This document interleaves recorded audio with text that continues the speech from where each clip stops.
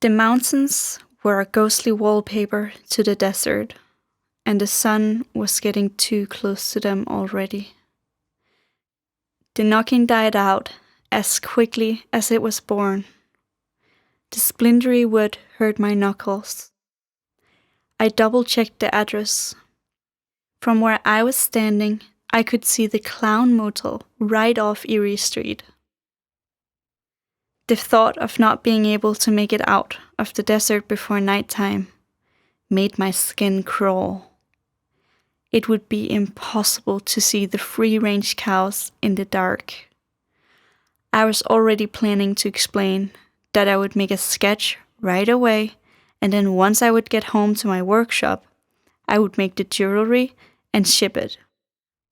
Make the meeting as short as possible. I knocked again, harder, and shook the pain out of my bones. Suppose I went back to my car right now and just started driving. I would maybe make it out of here before dark. But I would have lost too much gas and time. In my situation, I should be willing to take any work, and this certainly was promising cash in. I heard shuffling footsteps from inside, and the door opened just a tad. "Yes?" an old lady said and glared through the crack. "Hi, I am Lars from Special Jewelry. Is this Mrs. Trustworth?" The little old lady from inside coughed and closed the door. Then a chain rattled, and she opened the door just enough to let me in.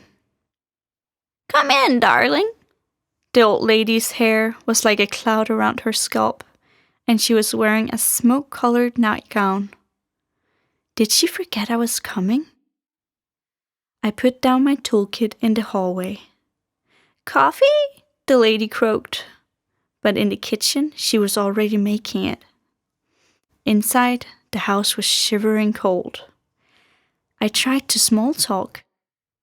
"This is I started but stopped myself and considered.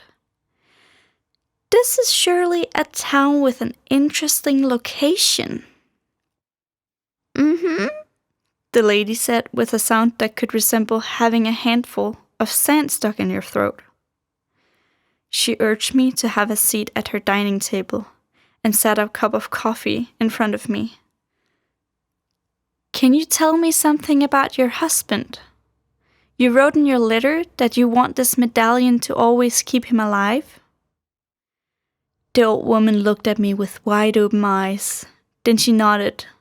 "Metaphorically speaking, of course," I added and took a sip of the coffee. It was warm, but as I expected, the taste was not of the finest, but a crass bitterness. The old lady came to the dining table and leaned a hand on it. "My husband has a heart disease, and no doctor would prioritize him." She coughed. "Because of his age." "I'm sorry," I answered, and took another sip of the awful coffee. I rubbed my face. It was like I had sand in my eyes. The coffee hit the ground and spattered on the floorboards. And then my head hit the floorboards. The bare feet of the old lady shuffled towards me. "All we need is just a few spare parts."